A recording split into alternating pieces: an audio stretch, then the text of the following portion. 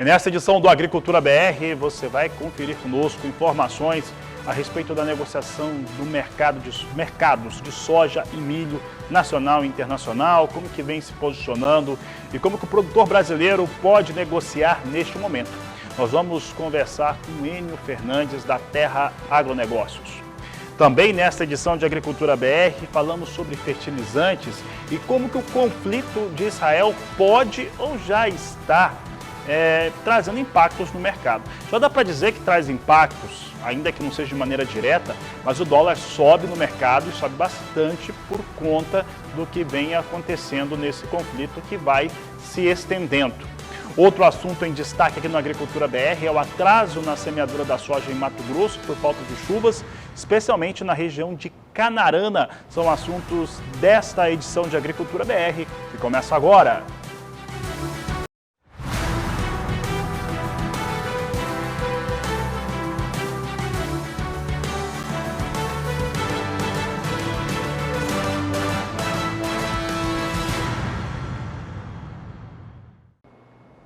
Uma ótima tarde a todos. Começamos agora a segunda edição do Agricultura BR desta quinta-feira, 19 de outubro.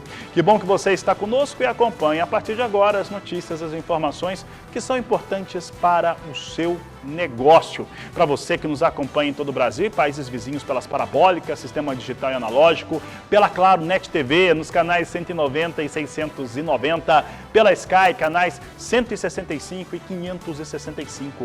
Você também pode estar conosco pela internet. Nosso portal é o sba1.com ou canaldoboi.com. Eles vão te levar para as notícias, informações, reportagens, aquilo que é importante para o seu negócio. Também tem as entrevistas que são realizadas nos nossos programas, também as análises de mercado da Agricultura BR, a transmissão do Agrocanal e do Canal do Boi, além, claro, da nossa agenda de leilões. É a principal, a maior e mais importante agenda de leilões do país. Então, você está aí no SBA1. sba1.com. Você também pode ficar bem informado e acompanhar a nossa transmissão pelo YouTube, pelo Instagram e também pelo Facebook. Se você está no Paraguai, outra alternativa é a TV por assinatura Neo TV. Sejam todos bem-vindos. Obrigado pela sua audiência. A Agricultura BR começa falando a respeito de mercado de soja e como ocorre toda quinta-feira. Tradicionalmente, o Departamento de Agricultura dos Estados Unidos divulgou o seu relatório de vendas e exportações. Nós trazemos aqui para você as vendas e exportações da campanha 2023-2024, que teve a China como principal comprador, como sempre. Teve ali algum cancelamento, mas bem pequeno, cerca de 88 mil toneladas que foram canceladas. E você confere na tela como é que estão os números aí de vendas e exportações norte-americanos. As vendas da semana encerrada em 12 de outubro. A venda semanal total foi de 1.371.000 toneladas, já considerando o cancelamento de 85.500 toneladas. O principal comprador foi a China, com 946.680 toneladas. Na safra toda, ou seja, desde quando começou a vender a campanha 23-24, os norte-americanos venderam 20.880.000 toneladas. A meta de exportação dos Estados Unidos, exatamente no dia 12, teve um rebaixamento. Ela ficou cerca de 1 milhão de toneladas abaixo do que estava até setembro. E agora a meta de exportação americana é de 47.760.000 toneladas, o que dá aí mais ou menos umas 27 milhões de toneladas que os norte-americanos eles precisam vender para bater essa meta de vendas e exportações. Olha, daqui a pouco a gente traz para você soja em Chicago, o que vem acontecendo com o dólar no cenário internacional, e claro que isso respinga no Brasil, mas a gente vai seguir aqui o programa falando a respeito de mercados e o que vem acontecendo no cenário internacional e nacional, que impactam diretamente nos negócios do produtor brasileiro. Por isso nós vamos conversar agora ao vivo pela internet com o Enio Fernandes, da Terra Agronegócio, que participa conosco ao vivo aqui no Agricultura BR. Enio, sempre um prazer conversar contigo, e nós abríamos o programa falando a respeito das influências que existem para o agronegócio de maneira geral, inclusive o conflito de Israel tem sido um elemento que tem ajudado a subir o dólar. Nós temos uma colheita americana que está ali, estava até 62% no último domingo. Aqui o plantio no Brasil vem com algum atraso, mas é uma média que chega até 17%. Como é que esses destaques, né, esses elementos do mercado têm influenciado na formação de preço, principalmente para o sojicultor brasileiro? Boa tarde, seja bem-vindo. Boa tarde, quero deixar claro que é um prazer estar aqui com a Agricultura BR. Bom, vamos lá. O mercado tem compasso de espera, né? Se você olhar a primeira posição de Chicago, ela voltou a operar acima de 13 bushels points. O contrato março e maio, que formam preço para a safra no Brasil, flertando com 13,50, 13,40 bushels points.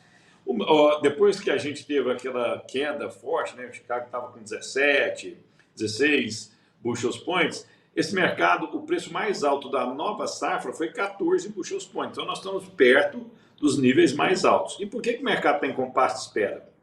O principal ponto é o clima na América do Sul. Realmente nós não podemos falar que estamos atrasados, mas nós estamos atrasando o plantio. As projeções para o mês de novembro também trazem preocupações para o cerrado brasileiro. No Rio Grande do Sul, onde se plantou muita chuva, você não consegue desenvolver os tratos culturais. Então, o mercado começa agora a olhar com atenção para a safra na América do Sul, principalmente para o Brasil. E essa situação preocupa também porque o principal estado produtor, o Mato Grosso, também está com problema de plantio, né? Então, o mercado está olhando isso com muita atenção. A questão da guerra, ela tem um impacto mais na questão do custo. Vou te dar um exemplo. Nós estamos vendo o barril de petróleo subir bastante ultimamente, né? Devido a essa insegurança da guerra. Na questão do Hamas com Israel, eles não produzem petróleo, mas ele tem um canal de escoamento muito forte, pode atrapalhar a logística. E a gente ainda tem guerra na Rússia e Ucrânia. Então, ou por questões de logística, ou por pressão de produção, isso está mexendo com o barril de petróleo. Em condições normais de temperatura e pressão, essa guerra não deve durar muito tempo, as nações, ninguém ganha com essa guerra se esticando. Mas a gente tem que tomar cuidado com o imponderável. Vou te dar um exemplo.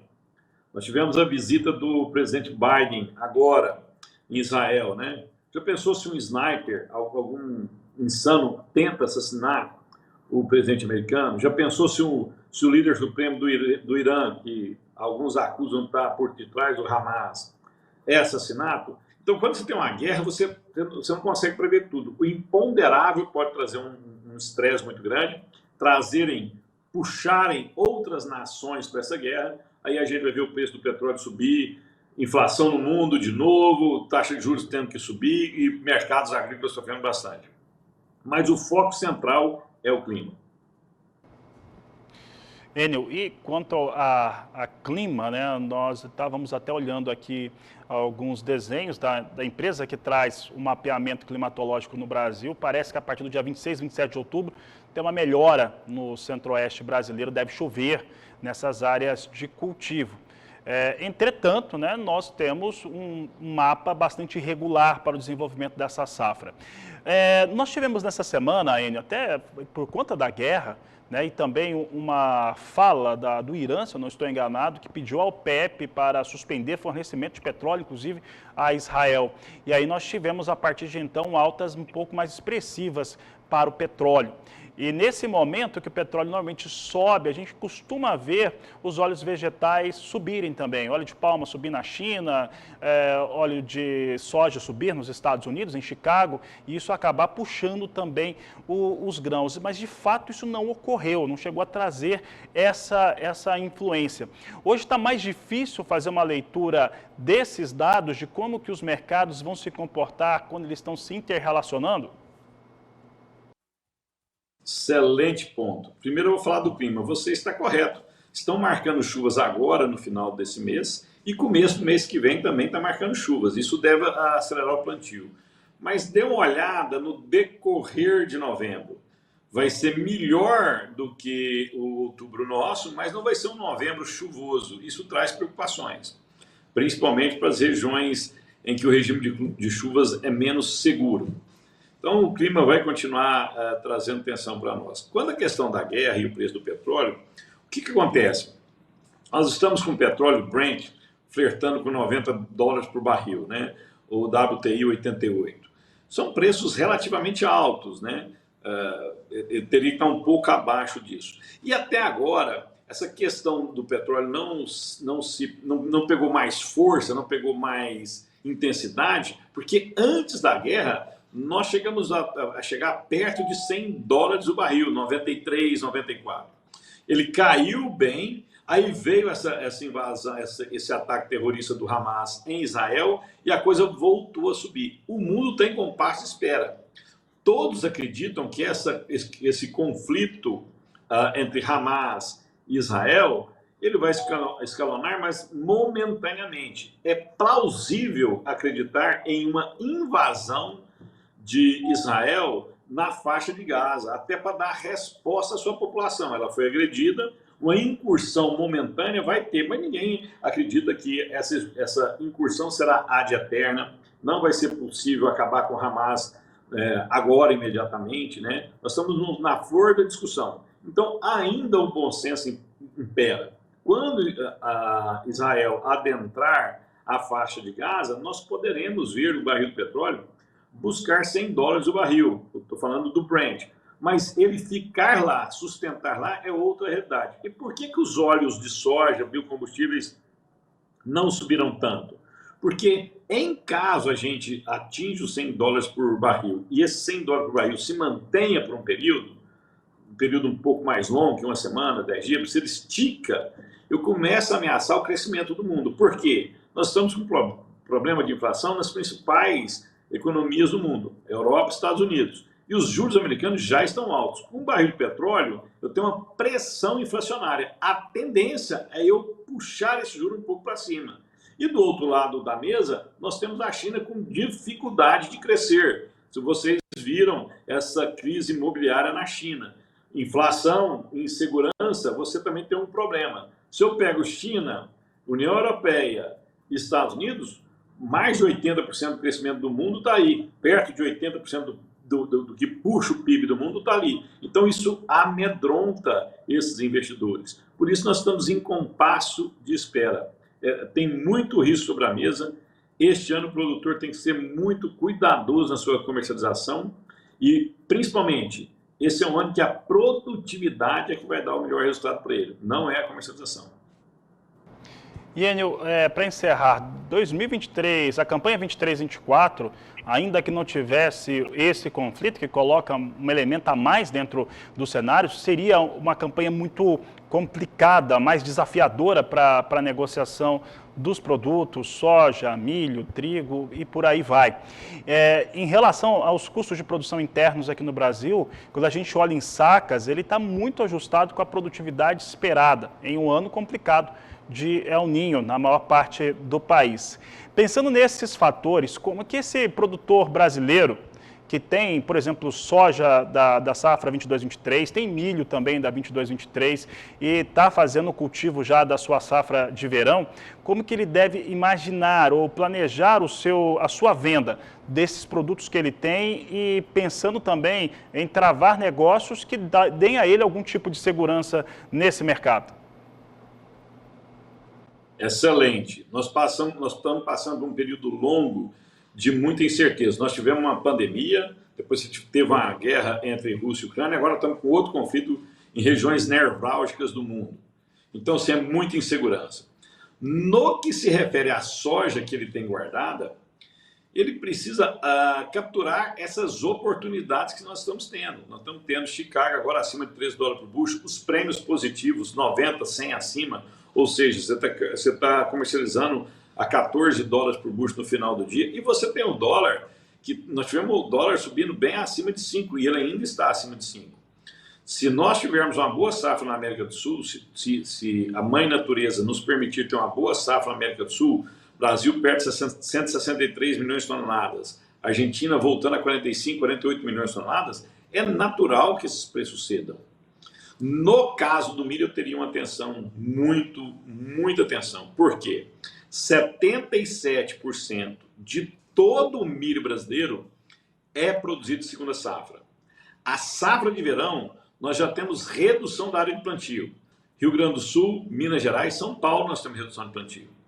Além disso, o principal estado produtor de safra-verão está tendo chuvas torrenciais. Isso afeta a produtividade.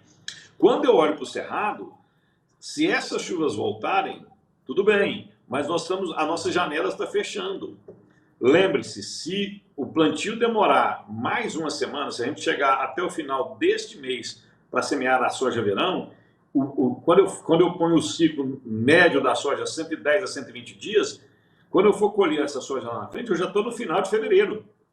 A janela de plantio é muito curta. E lembro de novo, 77% da nossa safra de milho é segunda safra. Então, o cenário do milho é de muito risco. Se eu sou um demandador de milho, se eu preciso de milho, eu tentaria garantir preço já para o ano que vem, porque o cenário é muito arriscado. Pode vir, pode dar tudo certo, mas se essa chuva não vier logo e o Cerrado atrasar mais 10 dias o plantio, a área plantada de milho vai ser menor. E outra coisa, a tecnologia utilizada vai ser menor. Que ao entrar no mês de março, grande parte do Cerrado põe milhos de menor potencial e o aporte tecnológico é menor. O risco de milho para o ano que vem é muito alto. Muito bem, Enio Fernandes, eu agradeço a sua participação aqui no Agricultura BR, no canal do Boi. Uma ótima tarde a você. Eu que sou obrigado pelo convite, quando precisar é só chamar. Tchau, tchau.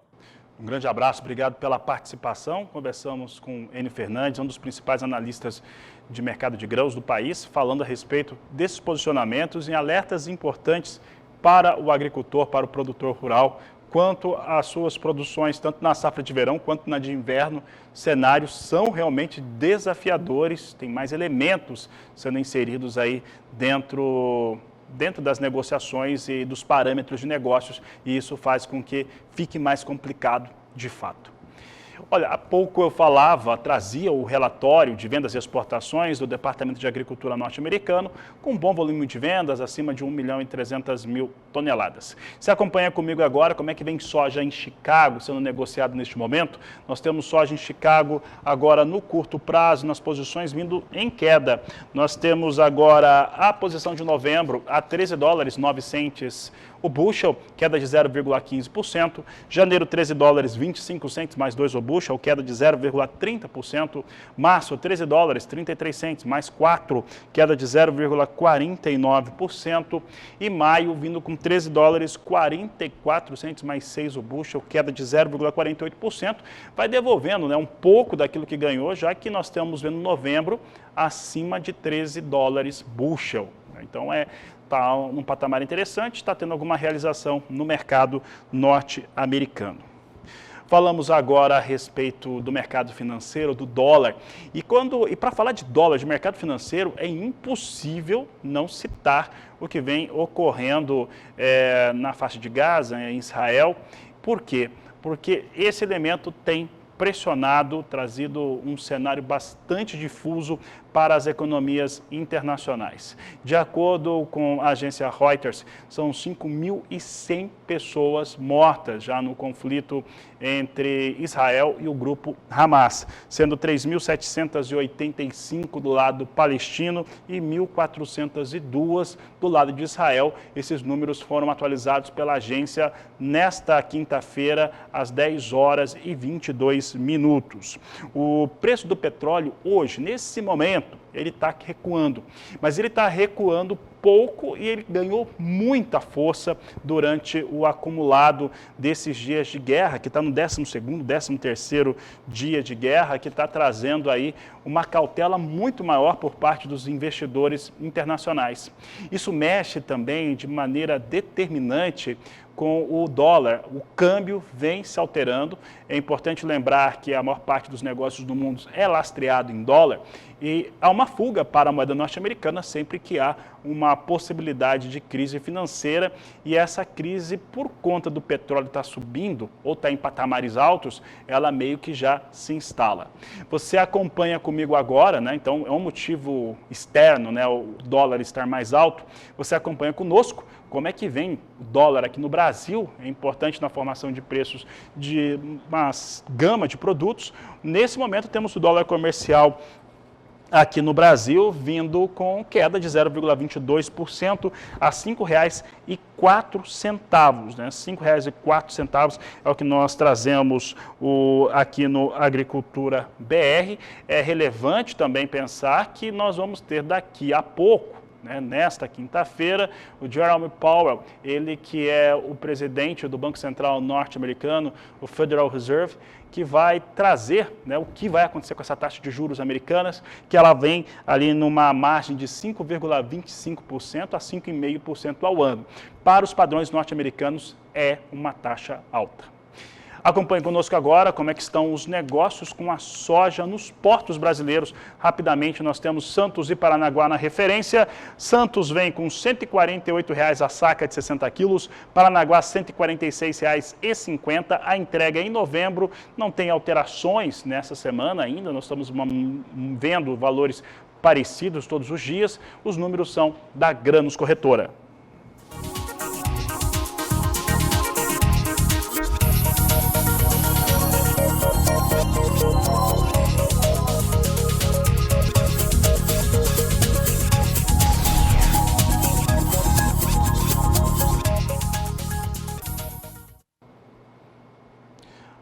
Falamos agora de fertilizantes, cenário internacional, abastecimento. A gente sabe muito bem que, por exemplo, a safra norte-americana eles já estão colhendo. Aqui no Brasil, a safra de verão está pronta, né, para ser cultivada, só o clima que não está ajudando.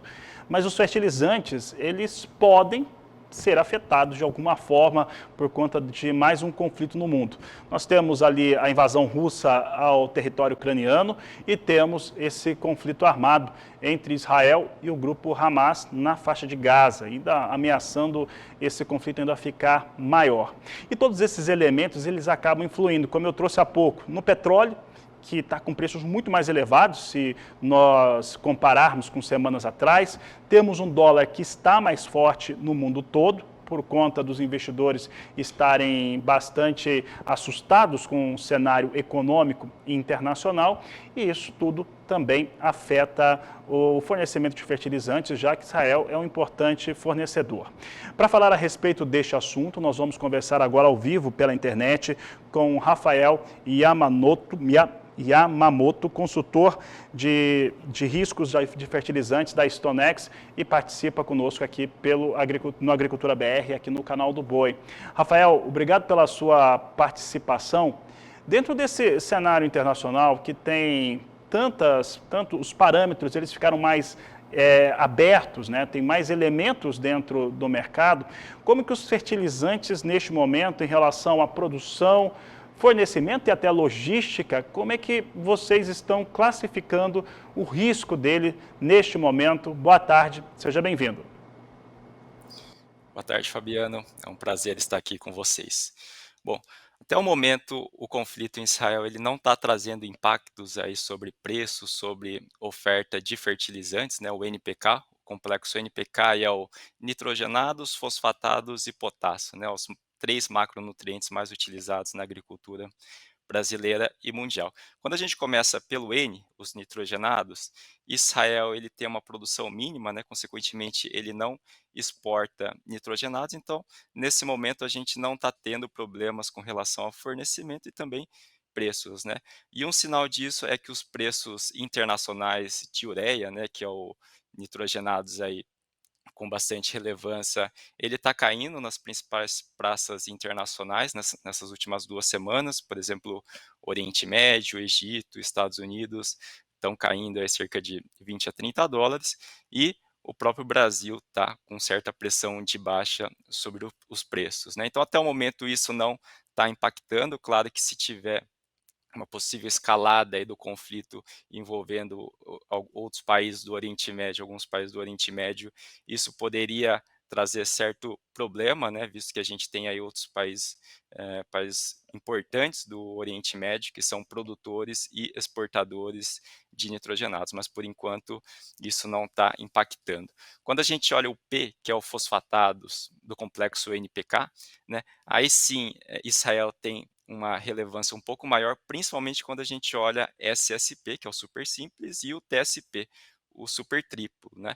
Esses dois produtos, ano passado, do volume total importado pelo Brasil, 18% veio de Israel, né? Porém, quando a gente analisa fosfatados como um todo, aí juntando o MAP, que é o fosfatado de alto teor mais utilizado aqui no Brasil, e o DAP, esse número, esse valor diminui, né? Vai para 7%, pois a relevância das importações brasileiras de MAP de Israel, ela não é tão forte. Quando a gente olha o K, que é o do NPK, é o cloreto de potássio, é o último, né?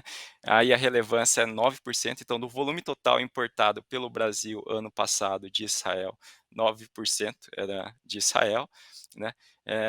Porém, as últimas atualizações, lá em Israel são basicamente dois produtores, duas empresas produtoras, exportadoras de fertilizantes, né? A última atualização que a gente recebeu de uma dessas empresas é que, por enquanto, produção, toda a cadeia produtiva e de exportação não foi afetada com esse conflito, né? Mas é um ponto de atenção que a gente precisa estar monitorando. O que tem acontecido no mercado de fertilizantes, por exemplo, os valores em queda para nitrogenados, até a realidade de fosfatados, cloreto de sódio também, é algo que já vinha antes, né, desse cenário que nós temos de conflito de Israel e também um outro conflito que já está instalado há mais de ano em relação à Rússia e à Ucrânia. Hoje dá para dizer que há alguma estabilidade em relação ao fornecimento e isso explica também a acessibilidade ficar maior em relação ao custo de aquisição? Com certeza. Então, se lá em 2022, com o início da guerra entre Rússia e Ucrânia, os preços atingiram as máximas, lá em abril, maio de 2022, né, devido a toda essa questão, a Rússia, que é o maior exportador do complexo NPK, né, juntando os três nitrogenados, fosfatados e potássio, só que a partir de meados de 2022, a gente começou a ter um canal de baixa dos preços, né, devido à normalização do fluxo de exportação da Rússia e também a certa destruição de demanda, né, o produtor aí aplicando menos devido ao preço alto, relação de troca pouco favorável. E nesse ano os preços encontraram certo suporte, né? Então a gente está vendo aí os preços do cloreto de potássio, fosfatados trabalhando em um canal mais lateral, nitrogenados também, mas ela mantendo a sua volatilidade, né? Nitrogenados, ureia, ele sobe e desce com mais frequência. Então esse ano os preços eles estão num patamar mais baixo do que uma média de 2022, mas ainda não, eles não estão no patamar que eles estavam em 2020, né? Antes de todo próprio antes do rally dos grãos, que ele começou lá em começo de 2021 e foi subindo e depois veio a guerra e o preço subiu, né? Então ele está nesse meio termo, abaixo do que estava o preço médio de 2022, mas um pouquinho acima ainda do que estava em 2020. Rafael, e pensando nas projeções que nós temos, até pensando aqui na safra brasileira, nós vamos ter uma segunda safra ou safra de inverno no centro-sul do Brasil, com a entrada dessa segunda safra, que normalmente é milho nessa região, ela entrando lá por volta do mês de março. Então ela fica muito próximo ali, pensando nos momentos que se tem o cultivo, ela fica muito próxima de estar fora da janela e muita gente pode até semear fora da janela por conta desse atraso que há agora em relação à semeadura da soja. É uma situação contrária do que tivemos na safra passada. Para a safra de milho, é natural ter uma aquisição menor de fertilizantes? Qual que é a expectativa que se tem para essa aquisição? E pensando também que soja e também o milho, que são as principais culturas, têm margens menores nessa campanha 23-24, vocês acreditam que o investimento será menor? Essa é uma boa pergunta. O mercado, quando a gente olha na ponta, ele segue parado, né, para a safrinha de milho, né, visto que a relação de troca, principalmente com nitrogenados, com ureia, ela não está fantástica, né, ela está acima da média dos últimos 5 anos. O cloreto de potássio ele está num patamar um pouquinho melhor, porque o cloreto de potássio, a queda dele foi um pouco mais expressiva, inclusive o cloreto de potássio entre os três é o que está mais próximo dos patamares que estava em 2020, né? Mas a tendência é que o produtor tome a posição mais perto do plantio, que também é normal para o milho, né? Para a safrinha de milho, que o produtor geralmente espera aí a finalização do plantio da soja, devido aí para ver questão da janela, questão de clima, né? Então é natural essa situação. Mas ainda é cedo para falar se vai ter ou não diminuição de investimento, diminuição de aplicações aí de fertilizantes. Precisamos esperar aí para ver como que funciona toda a finalização do plantio da soja, né, e toda essa questão também de preços, né. Com relação à disponibilidade de produto, de fertilizantes, aí a gente não vê grandes problemas, né, até porque quando a gente olha a line-up, que é a expectativa aí dos produtos de vir para o Brasil nos próximos aí 40 dias, o line-up tá expressivo, né, pega nitrogenados, a ureia acima de 1 milhão, sulfato de amônio, outro nitrogenados também bastante importante, também com um volume grande, cloreto de potássio também, 1,4 milhões de toneladas, então esses volumes são grandes aí, e parte disso é para safrinha de milho, a segunda safra. Tá certo, Rafael Yamamoto, obrigado pela sua participação aqui no Agricultura BR, no canal do Boi. Uma ótima tarde a você. Obrigado. Conversamos com Rafael Yamamoto da Stonex, falando a respeito de fertilizantes, os riscos que tem desse novo conflito de Israel na faixa de Gaza contra o grupo Hamas, como é que isso influencia os negócios e, claro, também a realidade aqui no Brasil quanto à aquisição do NPK. Por aqui vamos falar de previsão do tempo, falar de clima, porque nós temos a semeadura da soja atrasada em praticamente todo o país por conta da falta de chuvas. Quem fala sobre este assunto aqui no Agricultura BR é Julia Marques. Boa tarde, Julia. Boa tarde, Fabiano, e boa tarde para quem está acompanhando neste momento o Agricultura BR. A falta de chuva no Nordeste continua comprometendo o andamento das atividades de campo com relação ao plantio da safra verão 23 e 24. O plantio da soja está bem lento na Bahia e só foi iniciado em áreas irrigadas, que de modo geral também dependem do nível dos reservatórios nas fazendas. Vale lembrar que em meio a essa lentidão da nova safra verão, o produtor baiano terminou de colher o feijão terceira safra. O potencial produtivo foi bastante reduzido. Em Barra, por exemplo, já não chove há 152 dias. Isso falando de chuvas acima de 3 milímetros. Santa Rita de Cássia também enfrenta a estiagem prolongada, assim como outras cidades no Pernambuco, como Petrolina e Garanhuns, e Floresta também. Inclusive em Barra, na Bahia, para os próximos 30 dias, são esperados apenas 59 milímetros de chuva e que devem cair em um único dia por volta do dia 5 de novembro, gerando transtornos na cidade e também no campo. Um dos motivos da estiagem severa no Nordeste é o aquecimento anômalo dos oceanos, principalmente o Pacífico Equatorial, que configura o fenômeno El Niño. Esse mapa aqui mostra a situação atual, com temperaturas muito elevadas no Pacífico e temperaturas mais elevadas também no Atlântico, o que tem favorecido a formação de ciclones e frentes frias no sul. Mas os sistemas não têm avançado até o Nordeste. Nesses próximos 15 dias, por exemplo, tem mais previsão de chuva volumosa, mas é na região sulista, com volumes entre 200 e 350 milímetros, mantendo muitas cidades e áreas produtoras em risco para inundações. As chuvas podem avançar bem até o sudeste, mas de novo se afastam para o oceano antes de avançar de maneira abrangente pelo Nordeste.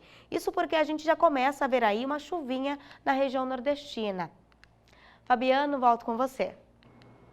Obrigado, Julian. Uma ótima tarde. Olha, nós vamos para o intervalo comercial e daqui a pouco nós vamos falar a respeito dos efeitos dessa falta de chuva no estado do Mato Grosso, em especial em Canarana.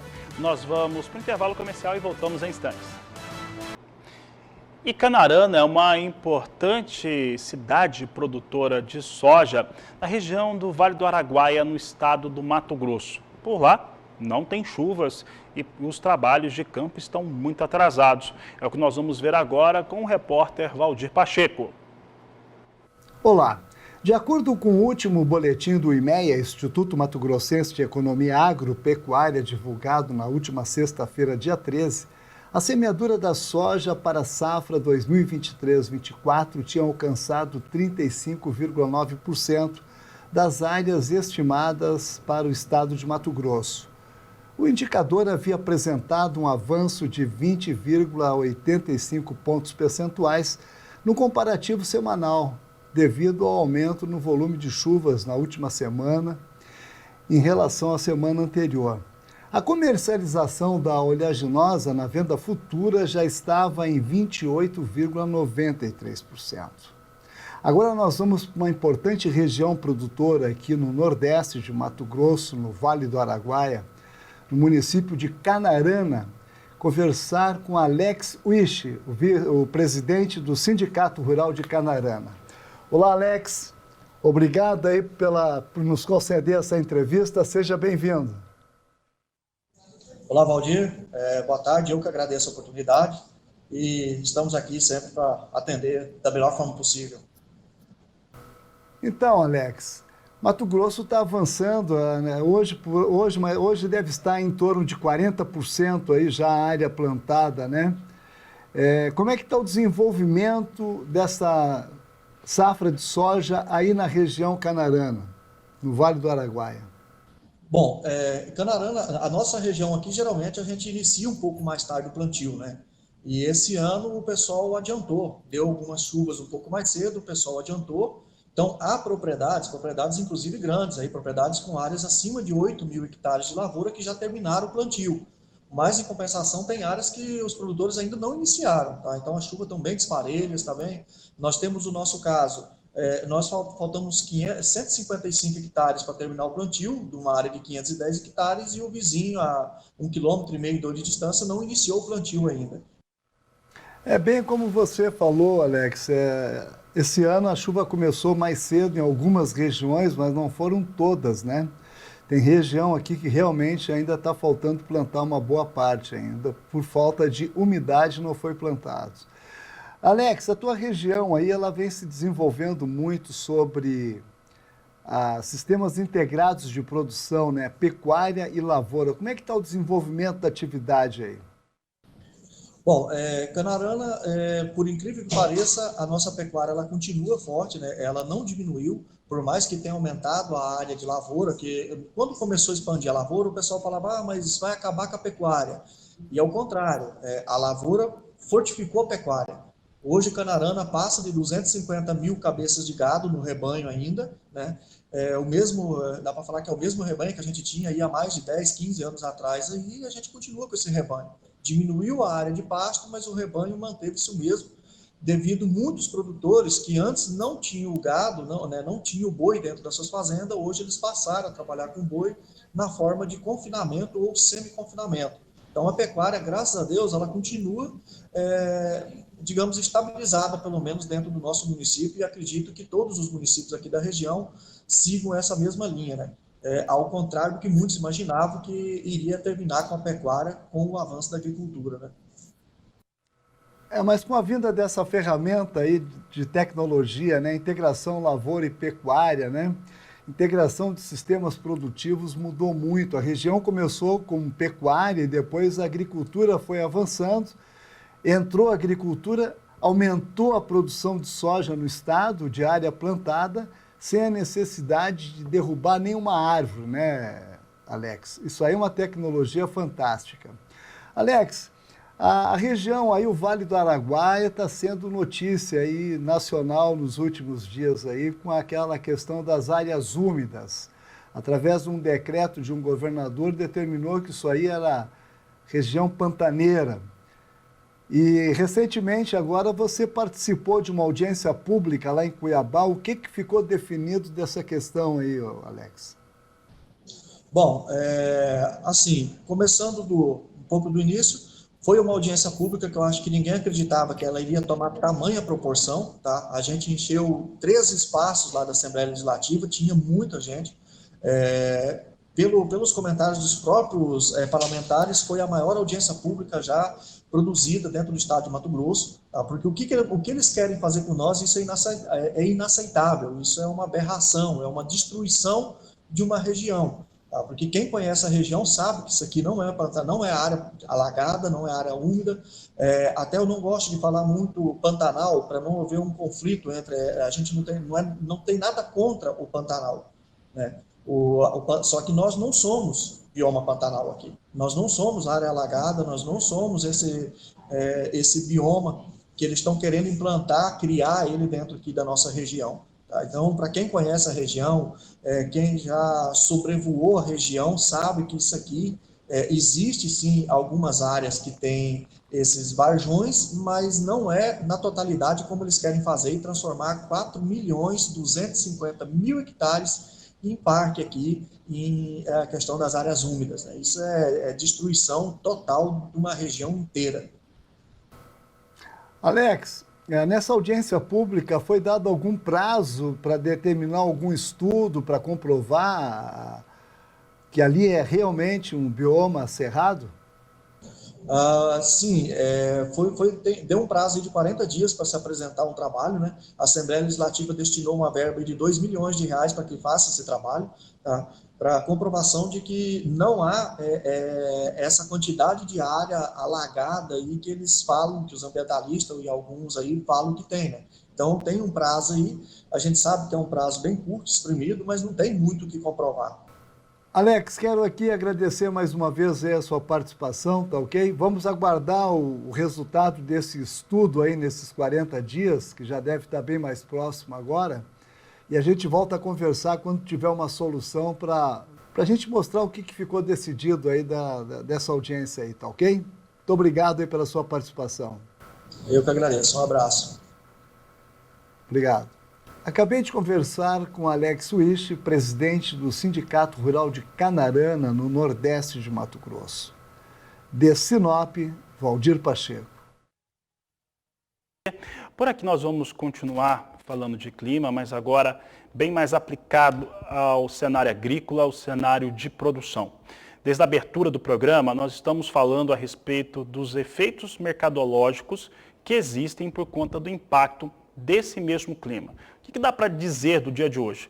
Eu falava a respeito dos números que foram apresentados na semana passada, no último dia 12, pelo Departamento de Agricultura americano, que reduziu as estimativas de safra de soja e de milho, e muitos analistas já diziam que isso iria ocorrer, né, que o Departamento de Agricultura teria que rever aqueles dados, porque o que aconteceu do ponto de vista climático nas áreas de produção foram muito impactantes.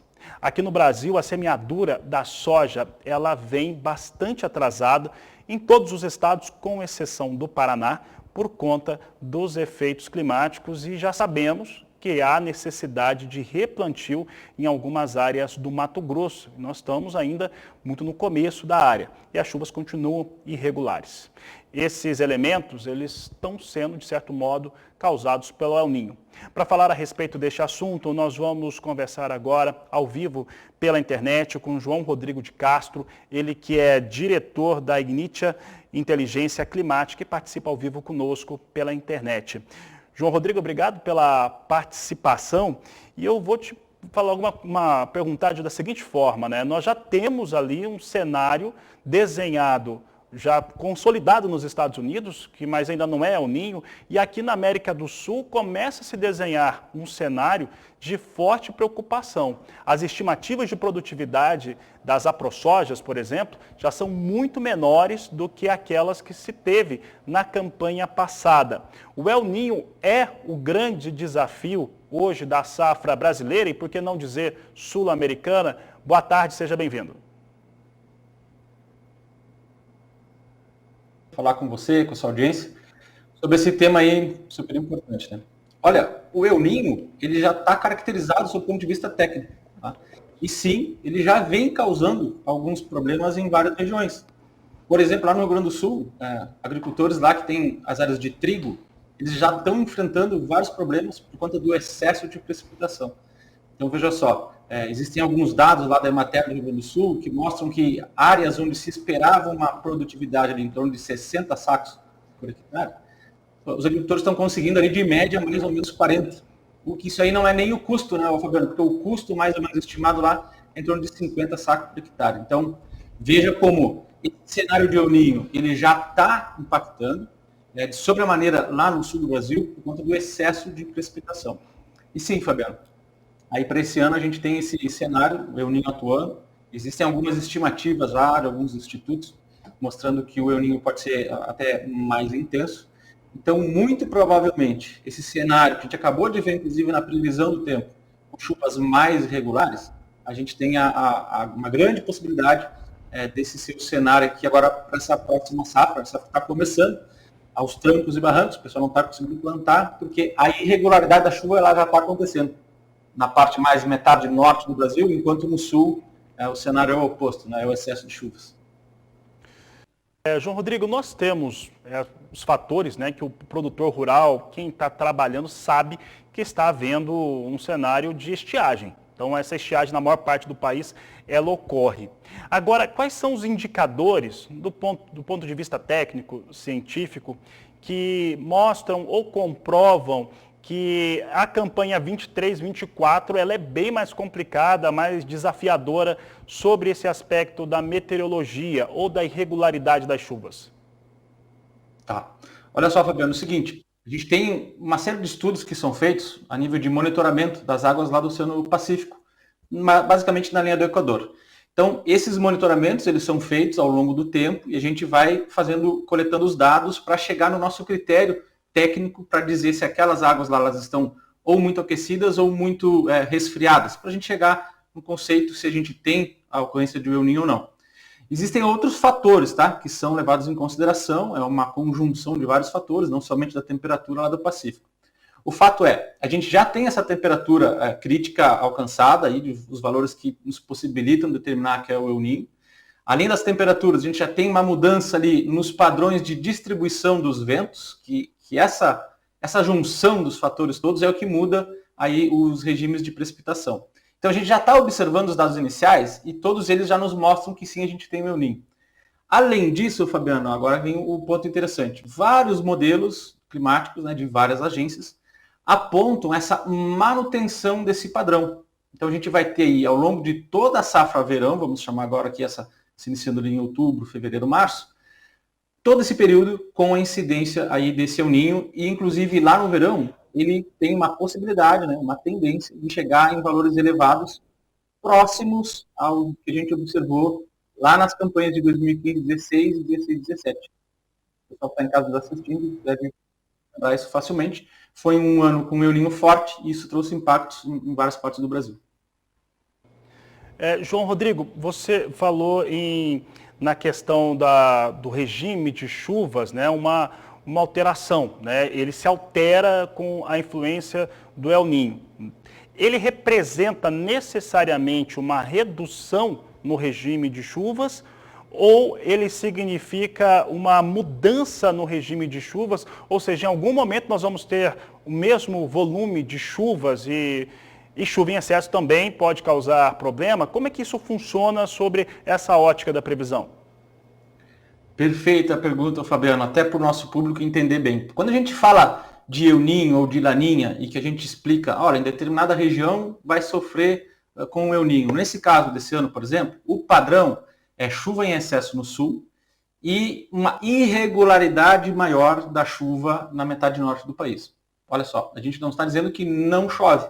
Como a gente acabou de ver na previsão, você tinha ali um dia com 50, 60 milímetros, e aí uma janela de 10, 15 dias sem chuva, e aí, de novo, outro evento de chuva com mais 40, 60 milímetros.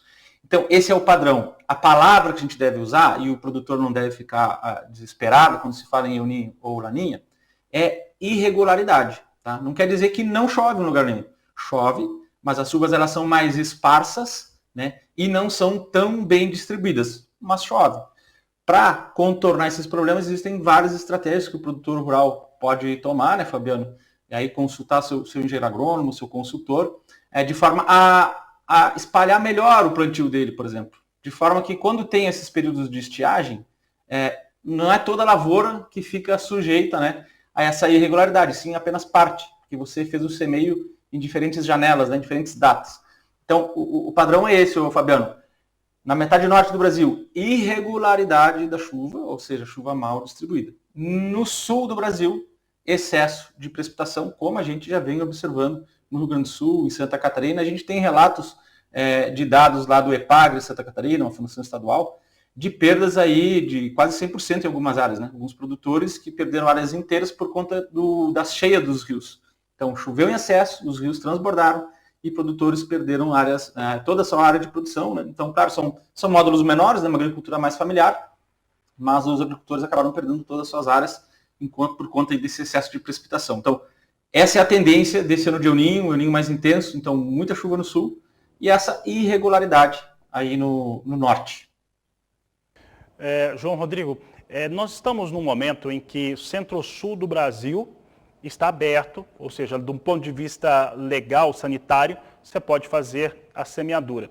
Dos estados do centro-sul que compõem esse circuito, apenas o Paraná, que estava com um regime de chuvas mais intenso, parou de chover um pouco essa semana passada e o pessoal conseguiu semear. Os demais estados todos estão em um entendimento que é uma estiagem.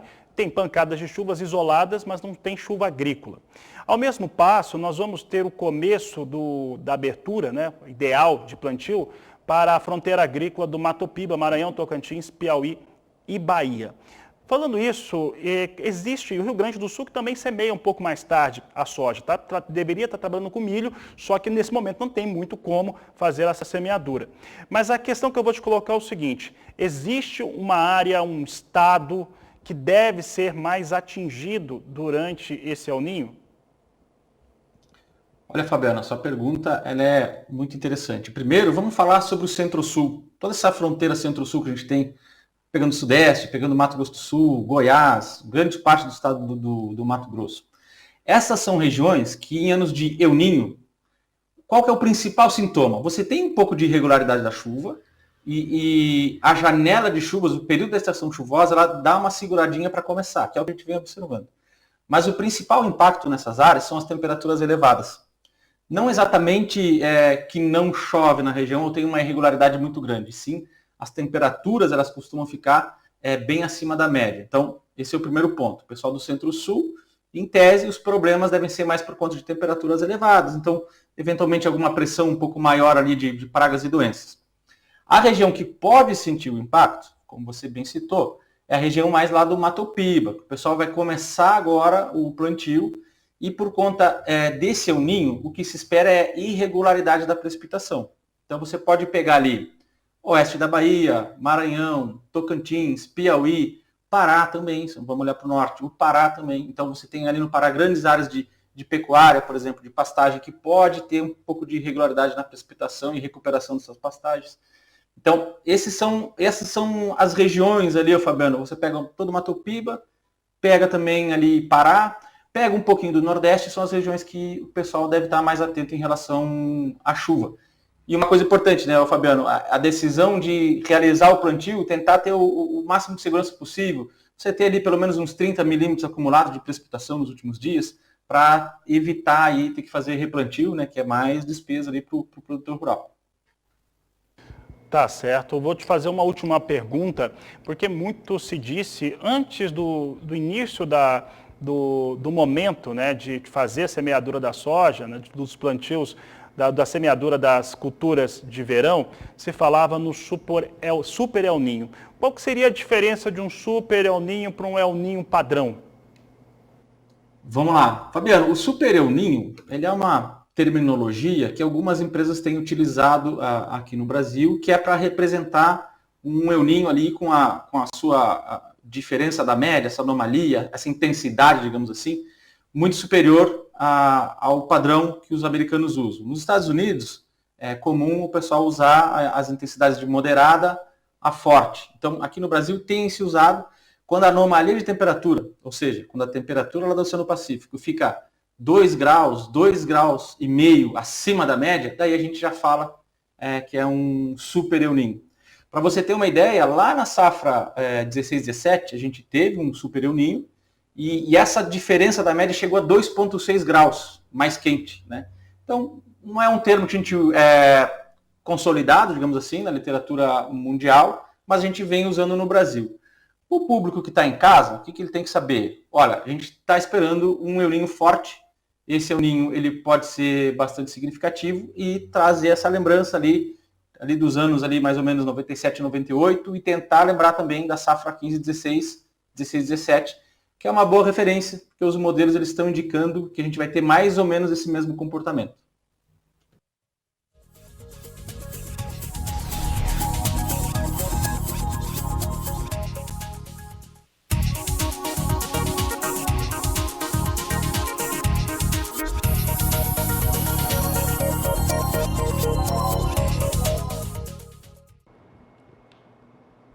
Você acompanha conosco agora como é que estão os negócios com milho no mercado futuro brasileiro, na B3.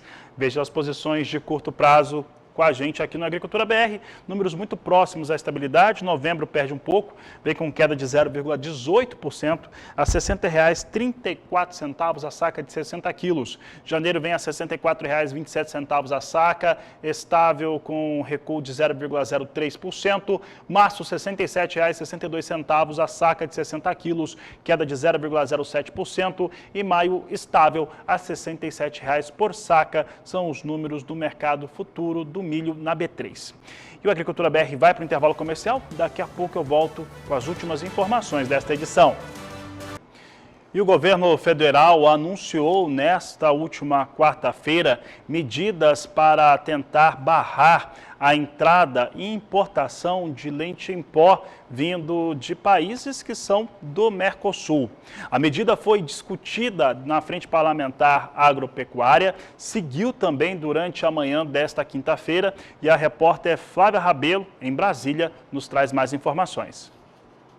A Comissão de Relações Exteriores e de Defesa Nacional está debatendo os impactos do acordo do Mercosul na pecuária leiteira em razão das importações de produtos lácteos de países membros. Na tarde de ontem, o governo federal publicou 2 decretos para tentar diminuir a importação de leite em pó e criar soluções estruturantes para a cadeia que enfrenta a pior crise.